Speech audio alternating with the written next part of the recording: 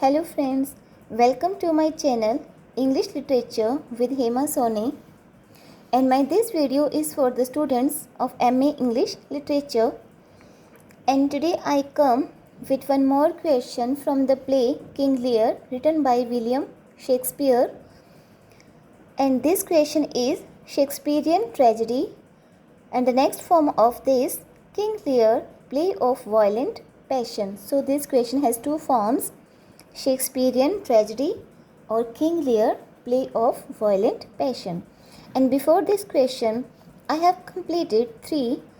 The one is character sketch of King Lear, and the next is double plot in King Lear, and the one is madness of Lear.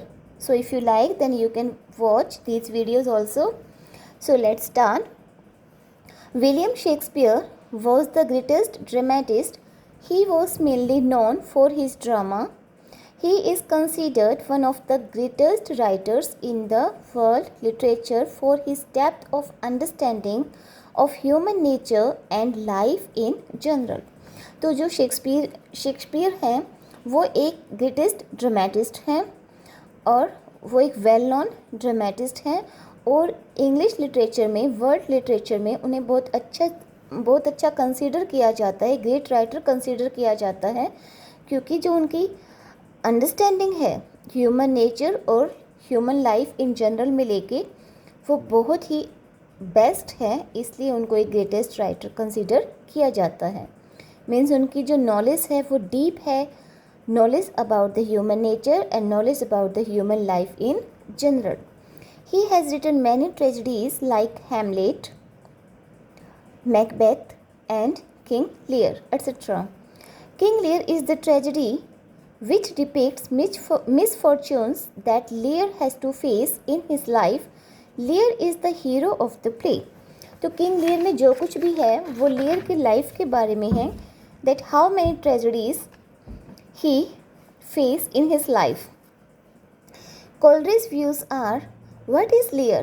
It is storm and tempest, that thunder at first grumbling in the far horizon. This is quotation line. Shakespeare's concept of tragedy differs from the Aristotelian concept in many ways. जो Shakespeare के जो tragedy का concept है वो Aristotle से अलग है.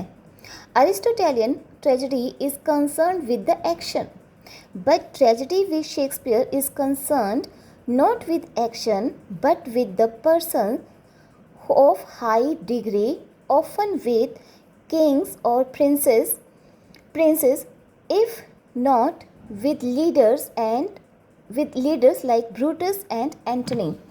तो अरिस्टोटेलियन ट्रेजेडीज़ में तो एक्शंस को कंसर्न किया जाता है, लेकिन शेक्सपियर की ट्रेजेडी में एक्शंस को कंसर्न नहीं किया जाता, is not concern with action, लेकिन ये किससे कंसर्न करती है?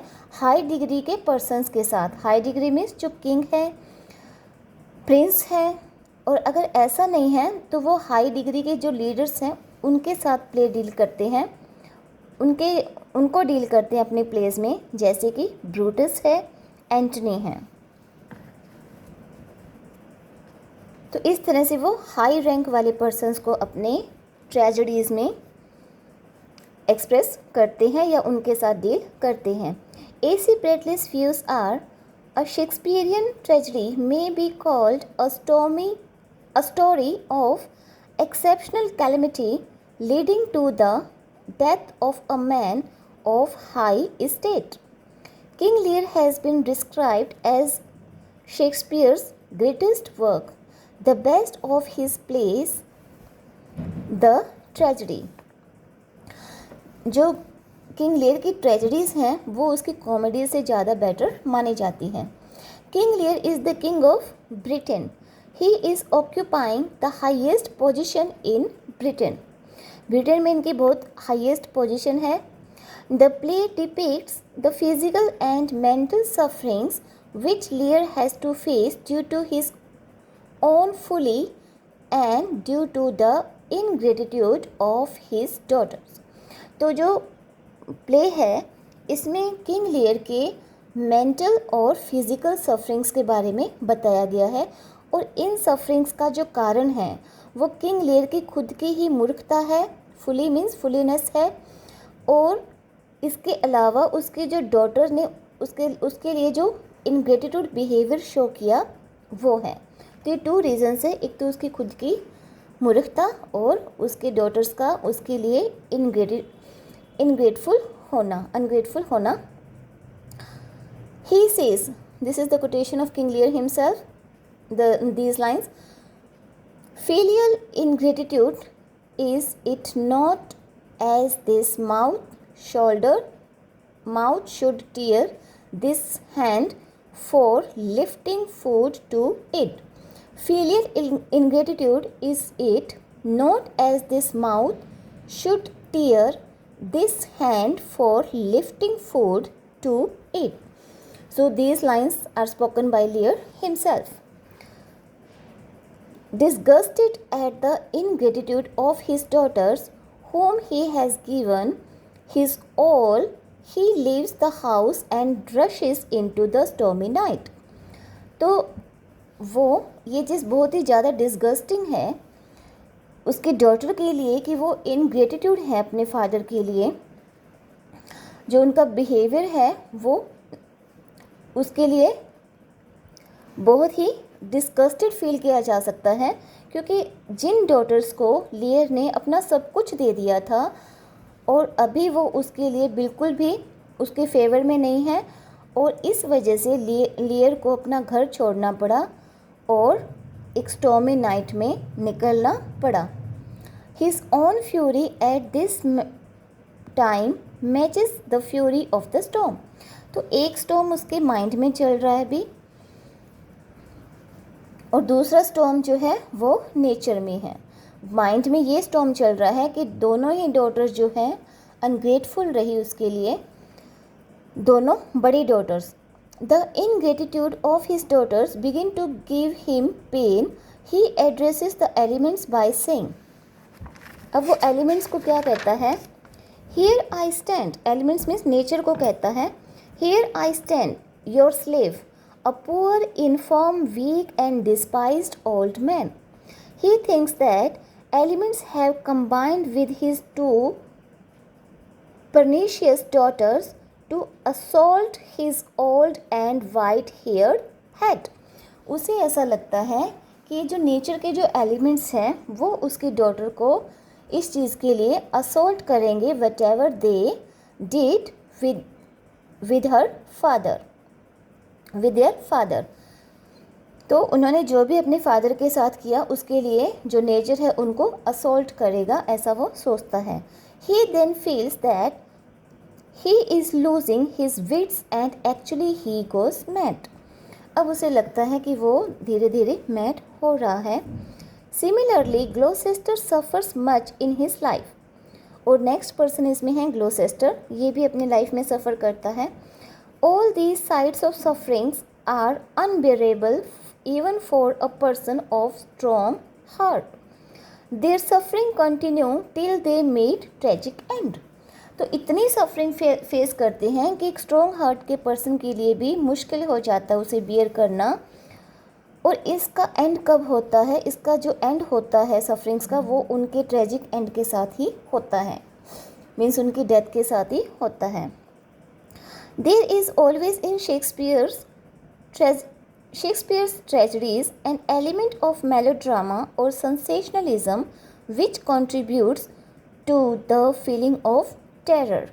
तो ऐसा होता है कि शेक्सपियर की जो ट्रेजडीज़ हैं वो कुछ ऐसे एलिमेंट्स उसमें, कुछ मेलोड्रामेटिक और सेंसेशनल एलिमेंट्स उसमें यूज़ किए जाते हैं जो फीलिंग ऑफ टेरर को कंट्रीब्यूट करते हैं, मीन्स पढ़ने वाले के दिल में एक दहशत डर का माहौल बनाते हैं। In King Lear we have several melodramatic situations. There is the first of all the blinding of Gloucester. सबसे पहले मेलोड्रामेटिक सेंसेशन क्या है? ग्लोसेस्टर को ब्लाइंड किए जाना। Then there is the duel between Edgar and Edmund. Edmund receives a fatal wound. तो दूसरा क्या है? एडगर और एडमंड का ड्यूअल, जिसमें कि एडमंड जो है उसे बहुत बड़ा एक डेडली वुंड हो जाता है। Fatal means deadly. Towards the close of the play Goneril gives poison to Regan and then Gonril herself commit suicide. Finally, we learn that Lear has killed the villain who brings the order to hang Cordelia. अभी लियर क्या करता है, जो order लेके आता है Cordelia को hang करने का, उसे मार देता है।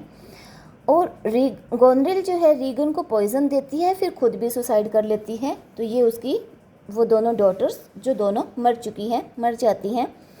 The storm which blows in the middle of the play also contributes to the terrifying effect of these melodramatic situations.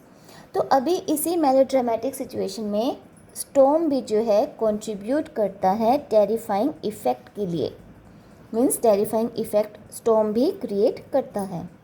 The misfortunes and sufferings which lead to the final disaster in Shakespearean tragedy are not sent by a divine power, nor do they happen by accident. तो ये जो सारे misfortunes हैं और sufferings हैं जो कि final disaster की ओर लेके जाते हैं, are not sent by divine power, ये कोई डिवाइन पावर से नहीं भेजी गई, और nor do they happen by accident, और ना ही वो अचानक से किसी एक्सीडेंटली मतलब वो हुए हैं। ना तो डिवाइन पावर ने कराए हैं, ना ही एक्सीडेंटली हुए हैं जो भी सफरिंग इस प्ले में हो रहा है या जो भी फाइनल जो डिजास्टर हो रहा है। इट इज़ हैपन, अब ये किस वजह से हो रहा है? It is happen due to the characters and their actions. ये जो कुछ भी हो रहा है, जो भी ट्रेजेडी है, जो भी सफरिंग है, वो कैरेक्टर्स और उनके एक्शन की वजह से ही होता है। The tragedy of Lear is due to a defect in his own character. He fails to judge the nature of his daughters and is easily led by their flatteries. तो वो पहचान नहीं पाता कि कौन उसकी लॉयल डॉटर है, कौन लॉयल नहीं है, और वो फ्लैटरी में फंस जाता है, चापलूसी झूठ में फंस जाता है।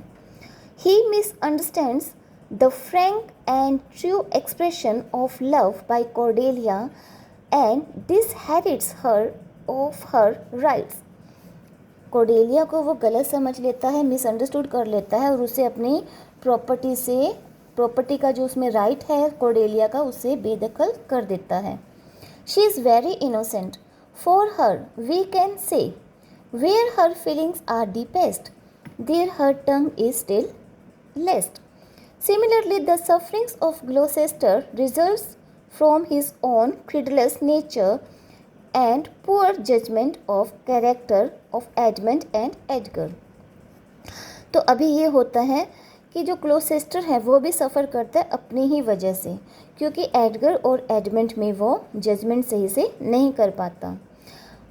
One is the legitimate son and the one is illegitimate. The defect of character is not wholly responsible for it. Fate and destiny also plays a part in the tragic dramas of Shakespeare. However, in King Lear, the role of fate is very small.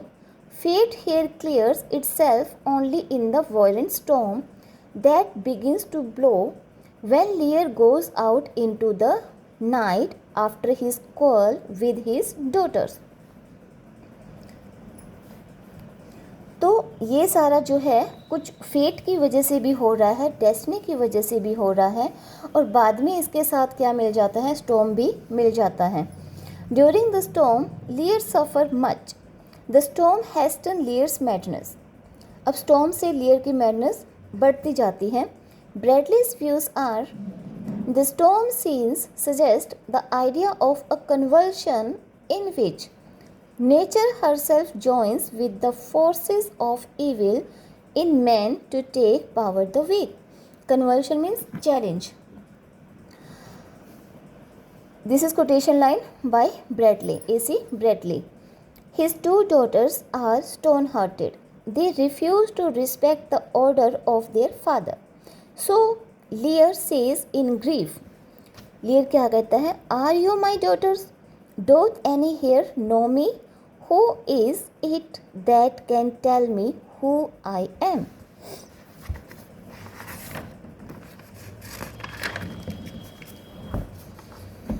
Gloucester too suffers on an account of the cruelty of their ungrateful children. Conflict is the essence of Shakespearean tragedies. King Lear is full of conflicts. तो King Lear के tragedies का जो essence है वो है उसके conflicts. There is the conflict of two kinds, outwards inward conflict. In King Lear, for example, there is conflict between Kent and Lear, and as a result of which Kent is banished. अब King Lear और Kent में conflict हो जाता है जिससे कि Kent को banish कर दिया जाता है। There is conflict between King Lear, Goneril and Regan.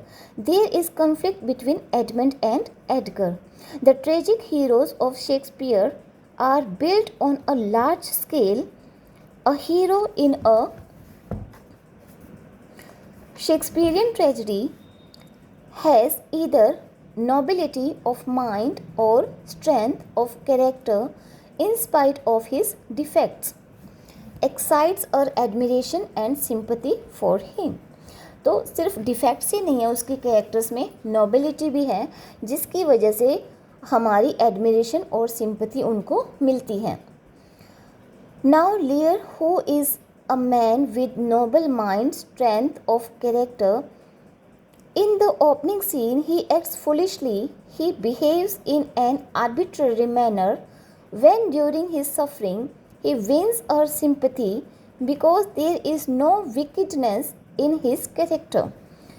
Starting में तो जो लियर जो है एक बहुत ही जिद्दी अड़ियल टाइप का इंसान है, लेकिन बाद में जो वो सफ़र करता है तो उसके बाद वो अपने आप को रिफॉर्म कर लेता है।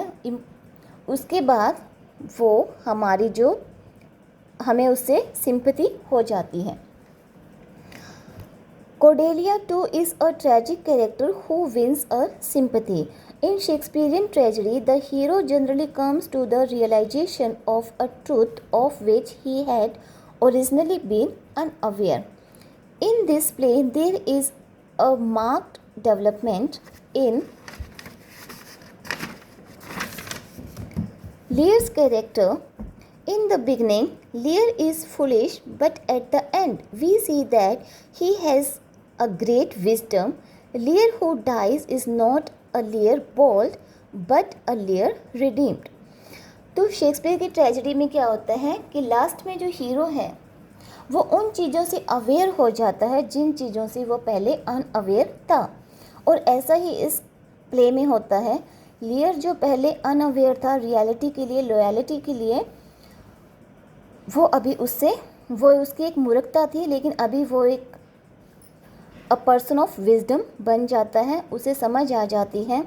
लियर जो पहले बोल्ड था अभी वो रिडीम्ड है। रिडीम्ड मीन्स सारे पाप से वो मुक्त हो जाता है। यहाँ इसका यही मीनिंग है। Gloucester also moves from folly to wisdom. ऐसा ही ग्लोसेस्टर के साथ होता है। The female characters in most of the tragedies of Shakespeare are much less important than in comedies.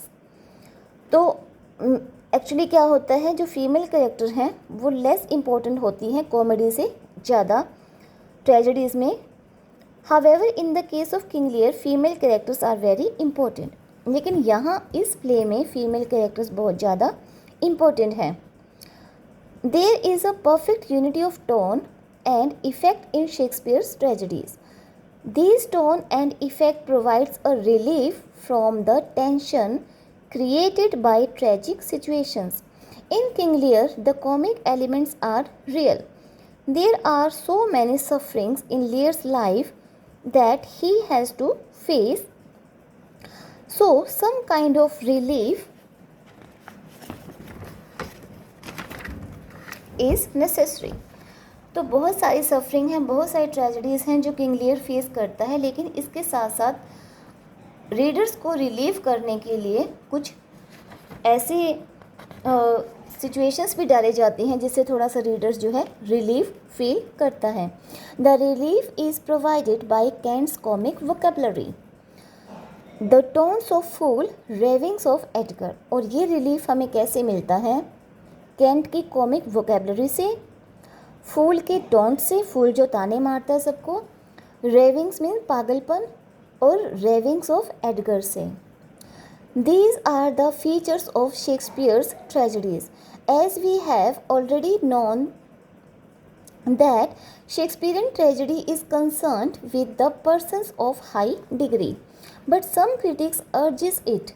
Nicole's views are tragedy with Shakespeare is always a story of exceptional suffering, leading to the death of a person of high degree. But it will be wrong to call these tragedies tragedy of characters.